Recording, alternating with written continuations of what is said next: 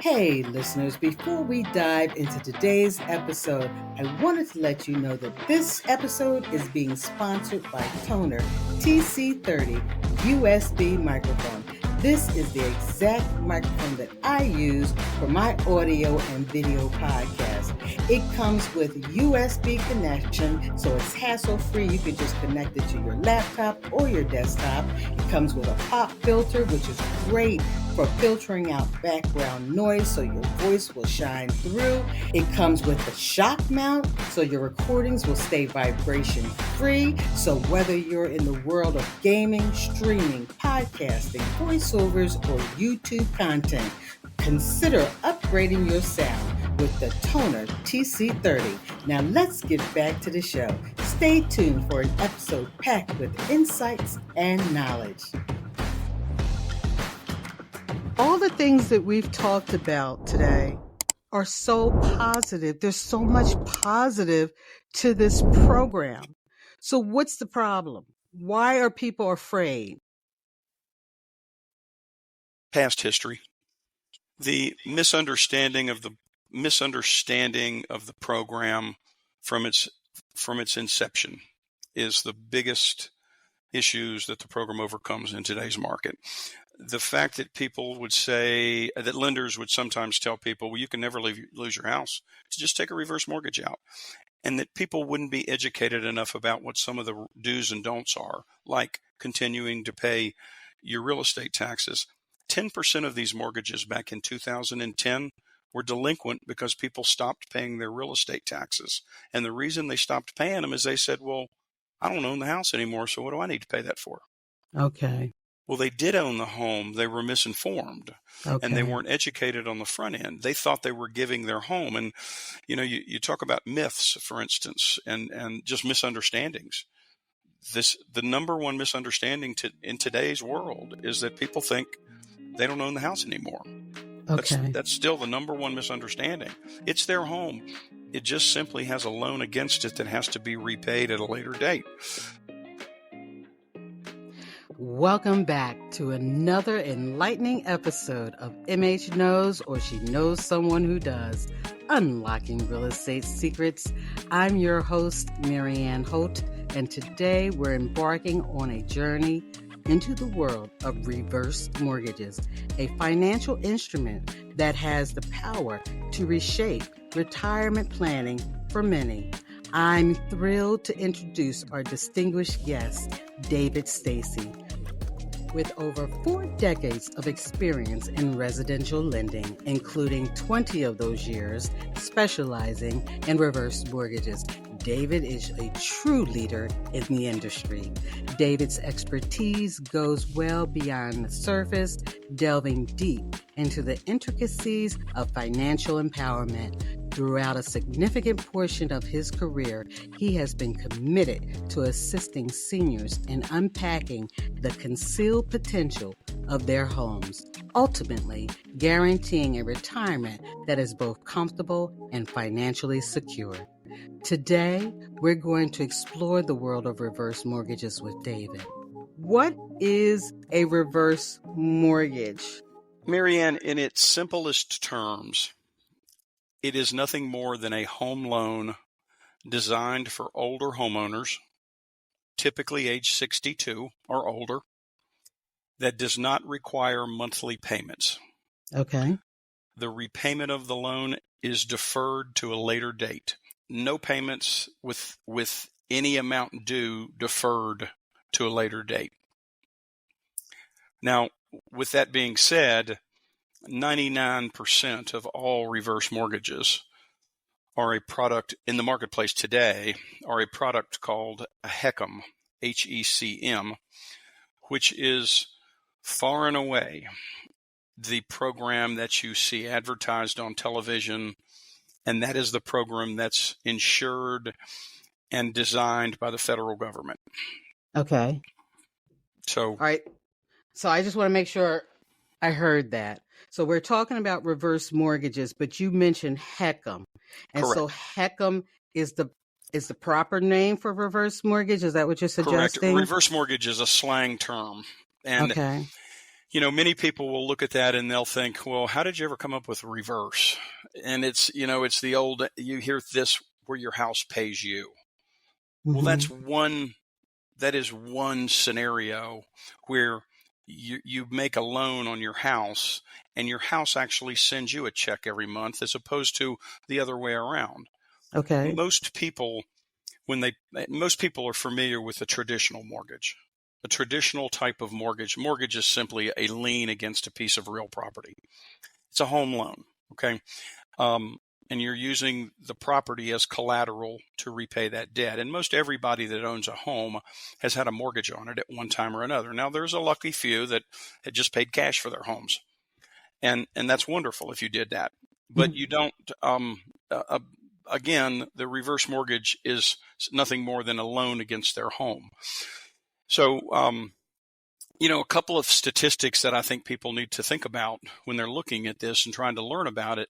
And, why did the government come up with something like this? Well, back in the late 70s and 80s and early 80s, there were a couple of senators that started to study retirement and the population aging. We've all heard the baby boomers, right? And we're at the tail end of the baby boom generation. I'm actually Generation Jones, but I know what you're saying. So the senators came up with this, and they started to study the lifestyles and financially and otherwise of how people live in their later years, i.e. retirement years. Not necessarily, you don't have to be retired, but in their later years in life. And what they found was that these baby boomers were going to start retiring before long, and these congressmen felt like they were vastly underfunded in their retirement accounts. And I think that's proven to be correct over the last 40 years.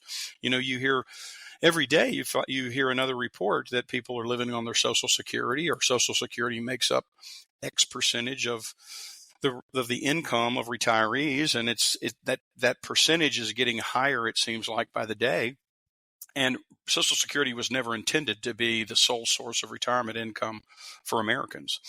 So they came up, the congressman went to HUD and they said, hey, can you help us design a program that might ease the financial burden of retirees by utilizing the equity in their homes? Because one thing we found is that when these people pass away, these retirees, when they get to a certain age, and I guess maybe the age expectancy 40 years ago was probably, I'm guessing when I say this, but I think you'll find it was probably around late 60s, early 70s. And now it's up to 78, 79. People are living longer and whatnot. When they found that and they studied that, they also found that a huge number of these people, the largest asset they had was the equity in their homes. Okay. And with about 85% of people in this age bracket owning a home, being a homeowner, and the home provides a nice place for people to live. Nobody wants a payment in retirement. They want to get their house paid for. It's one of the first things, and it's one of the things people talk about. Sometimes they accomplish that, sometimes they don't. Right. But because they've owned the home for so long, with property appreciation and with the loan balances being paid down over time, just goes to reason that equity is a very large number in these people's lives. Now, think about home equity for a minute. If you've owned a home for 30 years. I'm glad that you're going into that. Are you getting ready to explain what equity is? Yes. Okay, good. Okay, go ahead. Home equity being what it is simply the difference in the value of the home minus the money that's owed on the home. Very simplistically, let's take a home valued at $300,000 with a $50,000 balance. In round or simple terms, you have $250,000 in equity. The premise behind this is if on a balance sheet, if you were to look at numbers and the way bankers look at things, lenders, bankers, any financial planner, they're going to ask you, how much do you owe? Do you own your home? And if you do you have a mortgage on it? And what's the value? And that's an asset that people have. So that $250,000 in that example is a large number, and most retirees don't have assets at that magnitude. So what the congressman, back to the government and our congressman, what they ask HUD to do is, hey, let's take that, because we've seen that a lot of people, when they pass away in their final years, they're living somewhat of an impoverished lifestyle. Many of them, not everybody, but many of them are. And yet when they pass away, they're leaving behind this huge asset. So how could we access a portion of that asset without monthly repayment terms? Now, from the traditional marketplace, if you look at a traditional home loan, you can always go to the bank, borrow money as long as you're qualified and they approve you. And you could borrow $50,000. But is the bank going to approve you? Because what you're doing is you're borrowing $50,000, which might help you, but that $50,000 may have a $350 payment or a $500 payment attached to it. And so that's kind of self-defeating in its own. And if you're thinking about it, you're increasing your assets, and so you've got some money to live on now, but all of a sudden you've added a $500 a month debt that has to be paid. So you're getting worse there, and you're getting better on the other side. So, given those numbers that 85% of the people in this age bracket, approximately 85%, are homeowners, and of that 85%, another statistic that's kind of eye-opening is that about 50% of those people own their home free and clear. So then you're really looking at an asset that people have no way. It's an asset, but it's not like you can borrow money without a monthly debt. If you borrow money, you're going to have a monthly repayment. We all grew up in an era that when you owe money, you repay it. And typically the repayment terms are monthly. Sometimes they last years. Sometimes they last multiple years. We think about credit cards, or think about home loans, or think about car loans. All of those have repayment terms. Well, the congressman didn't want the homeowners to have a payment. So what do you come up with? And so what HUD designed originally was a much lower percentage of value that they could lend than what's normally looked at. Most people think, well, and I get questioned a lot. They'll go, well, if I'm giving you my house and you're only going to give me 50% of what I owe on it, because it is a percentage and there's a formula, and that's another complicated discussion. I don't want to give you my house for 50%. Well, there's a couple of things that are wrong in that statement. Okay. Then the biggest thing is you're not giving me your house. I'm simply giving you a loan that you don't have to repay. And so every month, now there's no free lunches. So every month, what we're going to do is we're going to take the interest that's due on that home loan, and we're going to add it to the principal balance. So that's part of the premise of what people need to educate themselves about and to learn about when they're talking about a reverse mortgage, is that it works differently. You kind of have to put a different thinking cap on than a traditional mortgage. Okay, so what I hear is I'm at a certain age, I have a lot of equity, but I have a loan. I have a $50,000 loan. My home is worth $300,000. I have a $50,000 loan. I'm senior. That $50,000 loan costs me $350 a month to pay for it. I am trying to supplement my income, but I have this loan. So I can either continue to pay this loan, or I could maybe refinance that loan into a reverse, and then next thing you know, I don't have a payment. That's correct. Or I don't have any loans, but I want money. I want to take a trip. I want to do some work on my home. Maybe I want to age in place. There's some things I want to do. Instead of getting a traditional line of credit that you got to pay back, I could get a reverse mortgage instead for the same purpose. And I could pay it back if I want to, but I don't have to. Is that what I'm hearing? That's what you're hearing. Yes, ma'am. That's correct. Okay. And there's a couple of different types of the reverse mortgage program. And it's probably good to introduce those two types at this time when we're talking about this most popular home equity conversion mortgage, Okay. otherwise known as a HECM. Okay. And it's by far and away the most popular reverse mortgage. But there's two types. There's a fixed rate and there's a line of credit. Okay. The fixed rate is considered in the industry, in the lending industry, as a closed-end loan. And a closed-end loan is very restrictive. And fortunately, it only makes up about 1 to 2% currently of the marketplace of reverse mortgages. The line of credit program, which is similar, it is exactly what it's called, what it's named, which is a line of credit. It is a line of credit that's placed against the home, and you borrow on it as you need it. And if you don't, and you can repay it if you want. So a couple of features of that is if you repay it, it opens itself back up.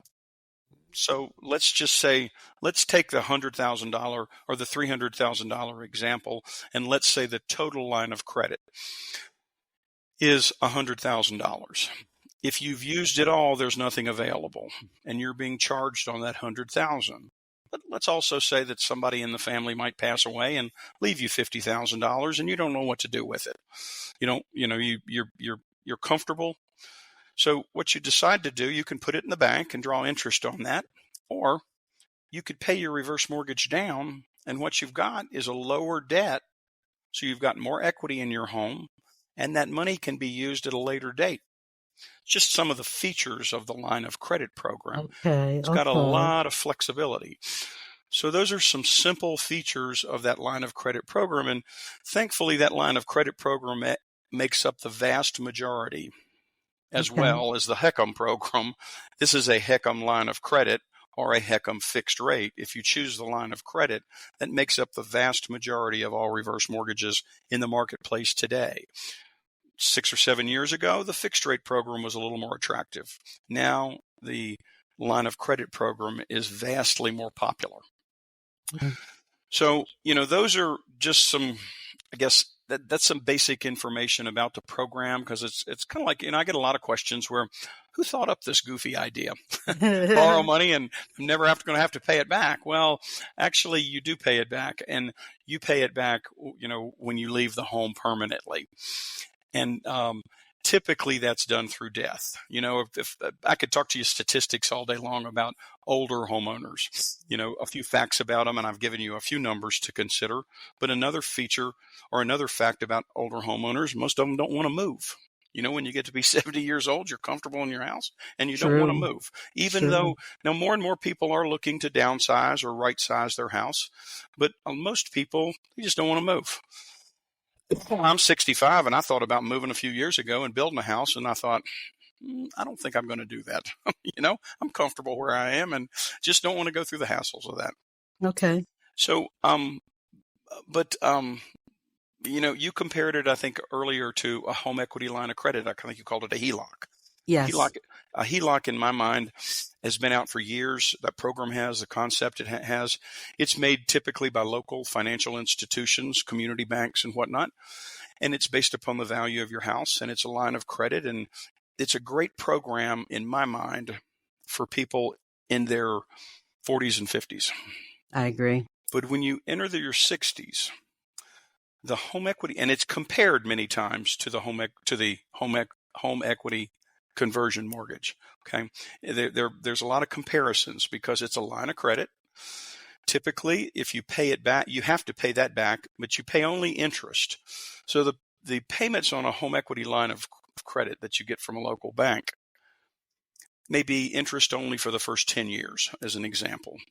But then that line of credit is frozen in place. Now, remember, we're talking about a 65-year-old here. So now he's 75 and he's frozen his line of credit's frozen. He's used it all, and the loan has to start amortizing itself off. Oh. So that initial payment that he's paying only interest on now has to be amortized, and he has to pay principal and interest. And the payment may go up threefold. Sure. So he looks over his shoulder and he goes, what did I get myself into here? Right. In comparison, if he had done a reverse mortgage, the payments are strictly voluntary, and they're voluntary until he leaves the home. So he never has to pay it back. Now, it'll continue to grow because interest will keep accumulating, but he never has to worry about repayment terms if he doesn't want to pay it back. And if he does, the line opens itself back up. It doesn't have a 10-year term. There's no term on that, actually. And That's technically, wonderful. the loan comes due and payable when you're 150. So I want to tell you that. So, Okay. I'm glad you said that, because my next question was going, and it still is, it's going to be this, because I want to be clear. As long as you live in the house, it doesn't matter if that loan, that HECM loan grows beyond the value of that home. They do not have to pay it back as long as they live there until their age 150. that's correct. And there's 3 rules. Most lenders actually don't even know that, but there is a term of the age 150. When you hit 150, you got to pay the debt. You got to pay it back.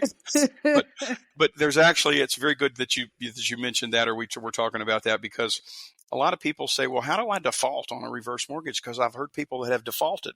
There's Yes. 3 scenarios, or there's 3 rules that you have to abide by. 1, you have to live in the house. Okay. You got to stay there. Yes. Two, doesn't mean you can't have another home, but you have to live in this home as your primary residence. 2, you have to continue to pay your taxes and your homeowner's insurance. And it's called property charges. And if you have homeowner association dues, you have to pay that as well. So those are property charges have to be paid, taxes, insurance, and HOA dues or fees, if you have any. The third rule is that you have to maintain the home. Now, that does not mean, I like to explain it this way to people. That does not mean that we're going to tell you what color to paint it. If you want to paint it white, pink, or purple, it's up to you. As long as you're not violating any rules or not making any neighbors mad. Right. But in all seriousness, you have to maintain the home in an acceptable lifestyle. I've never had a customer in 20 years that has ever not maintained their home. Most people are proud they're proud of home ownership, and they take care of the place they live.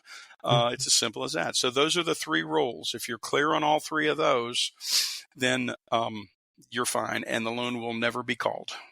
Wow. Okay. Now, there have been some instances where people stopped paying their real estate taxes. Now, that'll put you in trouble. And you can have the loan called at that point. And if you can't get it refinanced, then you have to sell the home, or they can foreclose on you. But most people that have gotten caught in that, it's been years ago, because there's been some rule changes that have stopped that from occurring. And the delinquency rate on this loan program, and a long time ago somebody said, how can you have a delinquency on a loan that doesn't have a payment? If they stop paying their real estate taxes, that's an example of a delinquency. So keeping current with those is extremely important, making sure they're paid on time. And if for some reason you get into trouble, the best thing to do is to call the lender. And the lender typically will work with you to get you caught back up and get that paid. We'll get into some examples in a few minutes about how one lady actually that I know she uses her house for that purpose. The house pays for itself. So but we can get into that in a few minutes. Okay. So I wanted to ask you too about, while some seniors do want to stay age in place, some want to move somewhere else. Okay. Maybe because where they live has too many steps and they want to now have a ranch home, or maybe they want to live in a 55 plus community. Are they able to use this reverse mortgage to buy their new home? Yes, ma'am, they are. The same rules apply, except it's a purchase and not and this program actually just came out about 12 years ago. I think around 2010, 2011, they started a reverse mortgage for purchase, or a HECM for purchase, HECM for purchase. The same rules apply, the same percentages apply. So if you want to go back to that example, the person moving, I'm in South Carolina and I live near the coast. Very efficient cost of living area. We see a lot of people moving from the Northeast. Our taxes, real estate taxes, for instance, are just a fraction, and so of what it is in the Northeast in many states. And so we see a lot of people coming south when they retire. It's also a little bit warmer climate. Sure. And that's where they're moving to. And so they can come down there with, you go back to, I keep using that $300,000 example, but let's put some numbers with it and see. If they want to pay cash for that home, then that takes $300,000. Okay. Another option would be that, let's say that they want to save some of that money for investing purposes and for their retirement portfolio. Then they could put $200,000 down, or maybe not even that much. And we can make a reverse mortgage out for the difference. And they have that much money in the bank that they can live on to supplement their retirement income. It's kind of a backwards way of looking at it, but it's the same way if they were to move into that home and get a $100,000 forward mortgage or traditional mortgage, Right. and then decide to refinance it, except we're not making them go through those double costs. We just take the reverse mortgage out on the front end and let them keep that money. Or let's take another example. Let's say they move from the Northeast and they've got $300,000, but they found their dream home, and their dream home happens to be $400,000. It's in a different neighborhood. It's a little bit nicer, but it's a little more expensive, and it's out of their budget. Okay. And because they don't want a mortgage payment. So they take a reverse mortgage out for that. They put the $300,000 down. They're only responsible for paying their taxes and their homeowner's insurance, just as they would be on either home. Now, granted, the taxes will be a little more expensive, but not substantially. And they're not having to settle for the house that they don't really want. They're getting their retirement home that they really hoped to obtain, and they don't have a mortgage payment in either case. Okay. I have another scenario, okay, because I really do think outside the box. I start hearing things and I'm like, okay, maybe we could try this. Okay, so I know people who want to move out of the country. Mm-hmm. Now, one of the things you said was, as long as they reside in the house, the reverse mortgage doesn't come due, as long as they follow other rules, but reside in the house at least half the time. Correct. And they can have a second home, right? So, correct. Let's say they decide they want to buy a home or buy some land in Mexico. And they don't have the money, but they got plenty of equity.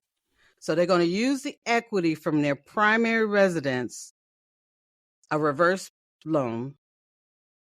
Can they go ahead and buy another property in another country with the proceeds from that reverse loan? Absolutely. Now, as long as they keep their primary residence, and that Right. is still, they live there for at least half the year. Yes, Right. absolutely, they can do that. People do that. They Yeah. will leave and they will go to another country half a year and then they'll come back home. Yep. Okay. They could buy a house in Florida, a second home in Florida or in California if they wanted, where the climate may be a little nicer. They can also do it there. Yes, what you're saying has been done in the past, and that's not an issue at all. That program is made on their primary residence. Now, if they decide to go to Mexico and then stay there, then they can't turn their current home into a rental property. That activates a due on sale clause, that activates one of the mandatory requirements that you're not living in the home as your primary residence, so you can't use it as rental property. Okay, and they can't Airbnb it or anything like that. No, you can't Airbnb it. You are allowed to rent a room out if you have a tenant, and let's say you have an outbuilding or another, like a mother-in-law suite, and you want to rent that out for $1,000 a month to generate some additional income because you live there. You can do that, but you're still living in the home as your primary residence, so that's not a problem. Okay, all right, good to know. So all the things that we've talked about today are so positive. There's so much positive to this program. So what's the problem? Why are people afraid? Past history. The misunderstanding of the program from its inception is the biggest issues that the program overcomes in today's market. The fact that people would say that lenders would sometimes tell people, well, you can never lose your house, to just take a reverse mortgage out. And that people wouldn't be educated enough about what some of the do's and don'ts are, like continuing to pay your real estate taxes. 10% of these mortgages back in 2010 were delinquent because people stopped paying their real estate taxes. And the reason they stopped paying them is they said, well, I don't own the house anymore, so what do I need to pay that for? Okay. Well, they did own the home. They were misinformed, and they Okay. weren't educated on the front end. They thought they were giving their home. And, you talk about myths, for instance, and just misunderstandings. The number one misunderstanding in today's world is that people think they don't own the house anymore. Okay. That's still the number one misunderstanding. It's their home. It just simply has a loan against it that has to be repaid at a later date. Some people feel like you have to make payments eventually. What happens if my value goes down Mm. and the mortgage balance keeps going up? Sooner or later, they're going to call me and ask me to pay some of this down. No, that's not the rule. Unless you reach 150 years old. That's correct. That is actually correct. Another myth is that you're leaving your heirs a debt. You're not leaving your heirs a debt. What you are doing is you're leaving them a home that has a debt on it. Okay. So the heirs typically, in most cases, when I say heirs, I'm talking about your kids. In most Right. cases, kids are going to inherit their home. My mother passed away 3 years ago. We inherited her property. She had a reverse mortgage on it. We had to simply, when we sold the home, that reverse mortgage was paid off just like any other mortgage or any other debt against that property. And so the equity was less than if she hadn't had a reverse mortgage. So now, if you want to say that you're spending your kids' inheritance, I will agree with you 100%. But trust me, your kids don't want your house. They want your bank account. Maybe they could get a insurance policy on the side. I don't know. That's true. Another myth that people have about it is they feel like the home has to be paid off completely. Yeah. And there's so many instances. As a matter of fact, the majority of loans that we do in today's market, I would say, have a small loan on it. Sometimes it takes up all of the equity that we're allowed to lend them. So the three rules, or the three scenarios that I like to tell people when they're looking at this program, there's really three ways it's used. And I'm not trying to pigeonhole everybody because everybody's a little different. But one way is people will use it if they have a mortgage on their home and they use this to pay the mortgage off. And when they get done, they don't have much money left over. They've used almost all the proceeds to satisfy an existing mortgage payment. But if you think about that, what's that done? That's increased their household disposable income because they don't have that $1,000 a month mortgage payment anymore. Mm-hmm. They just have to pay their taxes and insurance. So that's one way that it's used. Another way that it's used is that somebody doesn't have a mortgage on the house at all. That's where the reverse coined phrase came in. Then you can distribute those funds a multitude of ways, or a combination of the different ways. You can set it up like an annuity where it'll last your lifetime. You can set it up as a consistent line of credit, or a consistent amount that's paid to you over a set number of years. Or you can use it if there's a small mortgage on the home. You can pay off the existing small mortgage, and you'll still have a remaining line of credit to use, either to be distributed as income or to use as you need it. Okay. So those are just some of the features of the program, and some of the myths that we try to battle with. I think the one myth is that we still think about, and that I try to get everybody to understand, is go back to the rules that you have to abide by. Paying your taxes and your insurance. That's the key one, and that will be the one that gets most people in trouble. Most people, when they leave the home, we understand when they pass away, we have various ways to determine and to find out about that. So we ask the heirs to notify us. but we'll find that data out, and we'll send a letter to the heirs or to the estate and ask them what their plans are to do with that home. Most of the time, almost in almost every case, the homes are sold, and the remaining equity, the loan's paid off. The remaining equity is split between the heirs. Okay. As their parents wanted. But that's generally the way that loans are repaid, is by the sale of the home. Although they don't have to do that. They can keep the home if they want. They don't have to sell it. Okay. What if the homeowner, let's say she's 65 years old, but her husband is 55 years old? What happens then? There's a different set of rules that were enacted back in 2014, in August of 2014. That's considered what we refer to in the industry as a non-borrowing spouse, the 55-year-old or the junior homeowner. What happens is that we're going to base everything off of the 55-year-old's age. Now, prior to that, we would make them come off the deed to the property. They would have to sign a bunch of forms stating that I understand that what we're doing, and I understand the loan has to be paid back immediately upon the death of the senior homeowner. That's no longer a requirement. That person that's 55 can live in that home until the day they pass away. Wow, good. But generally, if you're talking, because the loan amount is based upon your age, and the older you are, the lower your life expectancy. So the more money you get. That's correct, if you're older. So we're going to base that on the 55-year-old now. But when the 55-year-old, if the 65-year-old passes away and predeceases the 55-year-old, then the loan doesn't come due and payable. Now, there are other features of the loan that will stop at that point. For instance, if there was a line of credit, the 55-year-old does not have access to that line of credit. We freeze that in place. But if now, on the flip side, if the 55-year-old predeceases the 65-year-old, nothing changes. They can continue the 65-year-old continues with the program just as though it's in their own name, and the 55-year-old never played into the factor there. So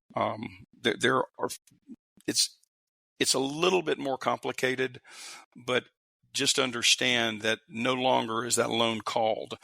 Back prior to 2014, if that were the case, and no matter how many times you told people up front that would happen, and the senior borrower would predecease the younger borrower, and then we would send them a note and say, well, according to the terms of your loan, then your loan's due. How are you going to repay this? And they go, wait a minute, I didn't know I was going to have to do that. And I like to think some people have selective retention when programs are explained to them on what they have to do. So actually, HUD got tired of doing that, and very quickly, I'll tell you a quick story. AARP got involved in this, and you can look this up. It's widely been known about this program, but there was a couple living on the Potomac River outside of Washington, D.C., had a house, and they were in foreclosure. So they went to see a lender, and this was back in around 2007, I believe. And it was a lady and a man, and the lady was, I think, 63 or 64, and the man was in his mid-50s. So he had to come off title back then in 2007, and told everybody that, hey, if something happens to you, ma'am, if you were to predecease him, then he's going to be left with paying the mortgage off. And well, they had terrible credit because they were in foreclosure and they were almost ready to lose their home. Okay. And they went to see a lender, and the lender said, this is the only thing I can qualify you for because your credit's bad. I can't qualify you to refinance your house. So they said, we'll take it. We'll do it. Lo and behold, 2 years later, she got cancer, passed away, a rapid form of cancer, and she passed away, unfortunately. And so her husband received a notice in the mail, and he jumped up and down and screamed and yelled and got AARP on the phone, and they lobbied Congress and they lobbied FHA, and finally FHA got tired of fighting it, and he stayed in the house. Sometimes people they remember what they want to remember. And so HUD changed that rule in 2014. The problem with that scenario is that the rule today, we have to base the loan amount off of his age. And if his age didn't give him proceeds from the loan large enough to pay off the mortgage, then nowadays it wouldn't work, because FHA Okay. said you can't do that even if you want to. Even if you sign Okay. a sworn affidavit and want to do that, we're not going to allow you to do it. We've been burned on this before. So the moral of my story is they've put a lot of safety precautions in place in the last 10 years. They're constantly putting little things in there to make the program safer and to protect people, honestly, from themselves. So Okay. if they come back and they say, "Hey, I didn't remember that," well, it's okay. We're going to take care of it for you. we're Okay. going to force this on you, or you're not going to have to remember it, because we'll take care of it on the front end. So Okay. they've made many changes to the program that actually protects the homeowners, and in doing so, it protects the program itself. Okay. All right. It seems to me you can do a lot with this reverse mortgage. You said something about foreclosure prevention. They can use this to stop their foreclosure. They have enough equity. If they're able to get a large enough reverse loan, they can actually pay off their forward mortgage And and not stop be the in foreclosure. foreclosure. That's correct. Yes. That's wonderful. One more question. Well, maybe two. How would you suggest a senior discuss this with their heirs if they decide they want to get a reverse mortgage? Well, the heirs need to be educated, and I'm a firm believer that family members should be involved in this process, Mm-hmm. because two heads are better than one. When you're going through this, and remember, I told you you had to put your thinking cap on a little backwards here, Mm-hmm, mm-hmm. because people don't quite understand. Well, I can borrow $200,000 and I don't ever have to pay you back while I'm alive. That sounds too good to be true. But they need to understand the inner workings of the program. So I've had many instances where the parents will come to me and they'll have kids, and many times they're grown kids. One comes to mind just recently, and they said, "David, we can't make it on our retirement income. We've had some illnesses and our medications are too expensive, and it's something you don't plan for. And we have a $400,000 home that's paid for." And so we've addressed this with our kids, and two of the kids have said, "Mom and Dad, it's your house. Do with it whatever you want. And if you need an extra couple $100 a month to make ends meet, go ahead and do it if that's the way you can do it." And remember, now they're only looking for $200 or $300 a month. One of the other children they had said, "Absolutely not." Now, family dynamics can be an intriguing thing, Mm-hmm. but when it comes to money, it can really get dicey. Yes. And it just so happens, when I ask the parents, I said, "Do me a favor.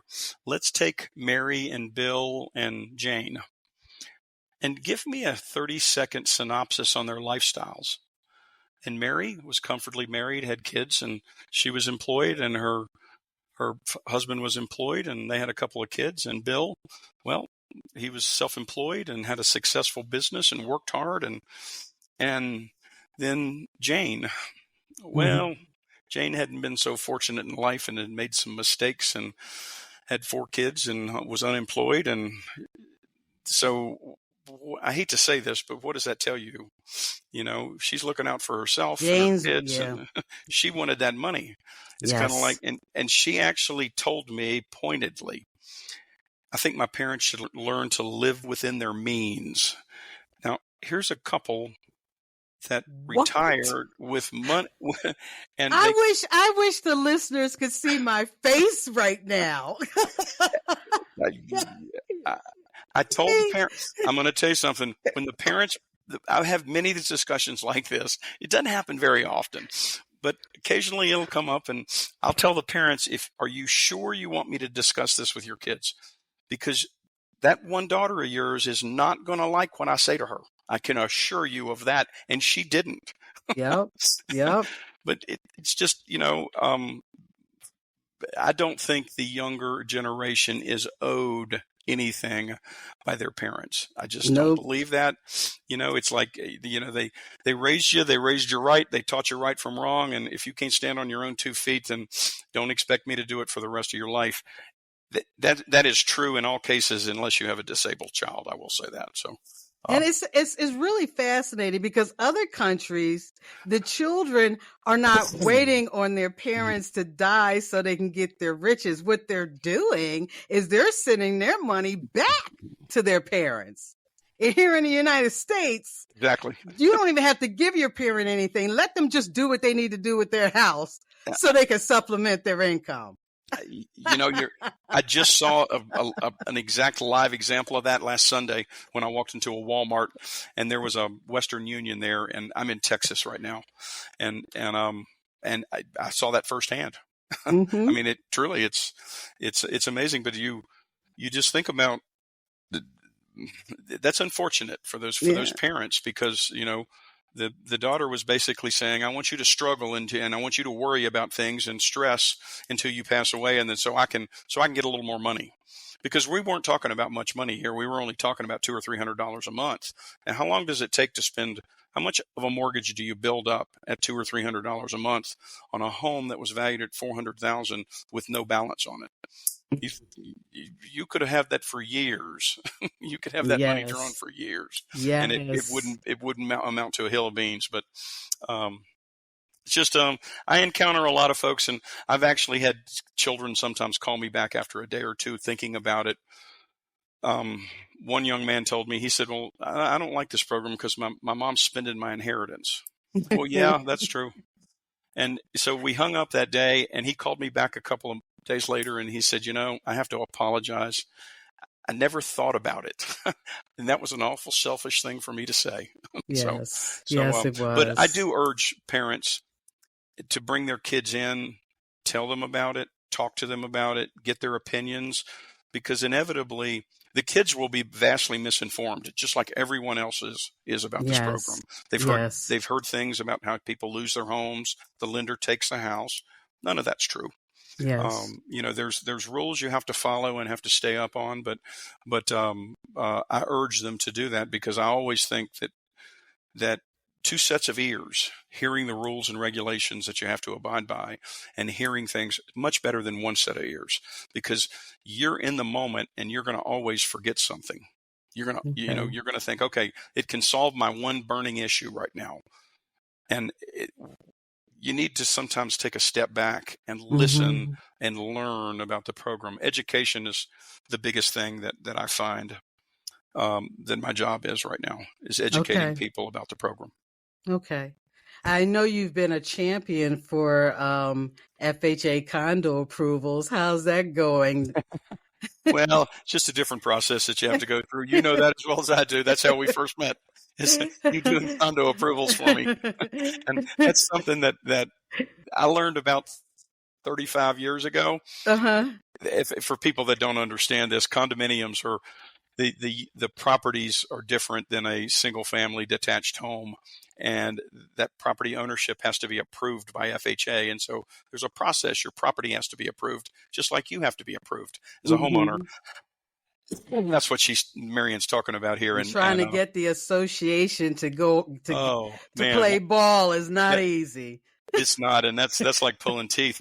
That's why I don't do that anymore. I hire people like you to do that process for me. Just won't deal with it. This has been so enlightening. Do you have any final words our listeners should hear? Well, it's a program that has vast amounts of options, and so many so that, I was trying to jot down a few notes of how people have used it in the past. And just very quickly, I have one lady who was left, her husband passed away in their dream home. The house is too big for her. She admits it, but she doesn't want to move. And she said, David, he left me plenty of income, but now my house needs to be remodeled and it needs a new roof. And now this is an $800,000 home. And she said, I just wish my house could pay for itself. So we used this program, and we designed it so we gave her the money to remodel her house and put a new roof on it. and we gave her enough money every year to pay the taxes and insurance. So she lives on her income, and the house literally pays for itself now. And so that's one use. I call that a home remodel type of example. There's a lady right now that that I've worked with recently. Her husband passed away, and she had so much debt, and the interest on her monthly debt was more than her income. Now, how she stayed current on anything, but she was paying 25% interest on credit card debt. And we used the program to get rid of the credit card debt. And now she has additional income if she needs it or wants it. And she can she can live on her own income. I've used it as an income replacement. If you have a spouse that passes away, you're going to lose income. I mean, we all know that Social Security is a source of income for everyone, whether you've worked or not in the past. You know, you get spousal benefits, and when one spouse passes away and predeceases the other, your household income can go down anywhere from 33% to 50%. And, you know, that can be a tremendous impact to the lifestyle of an individual that's had a husband or wife that has predeceased them. It can be a tremendous detriment because it doesn't cost too much more for two people to live than it does for one, let's face it. But yet their income can drop off significantly.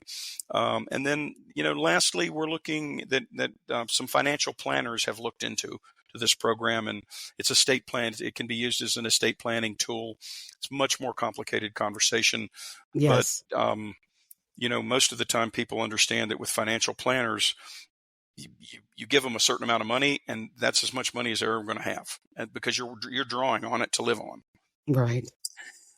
And so the manager's job is to prolong the life of that as long as they can. Well, there have been some studies, not by lenders, but by financial planners, that have shown the proper usage of this program.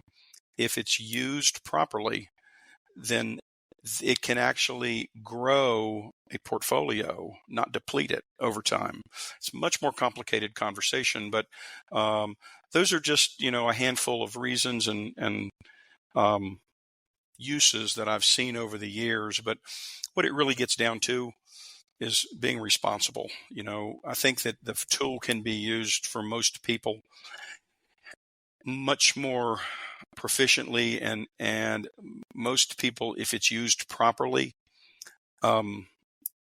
but it gets down to responsible borrowing, not necessarily responsible lending, but responsible borrowing, in the sense that, you know, you give somebody $100,000 or you give them access to it.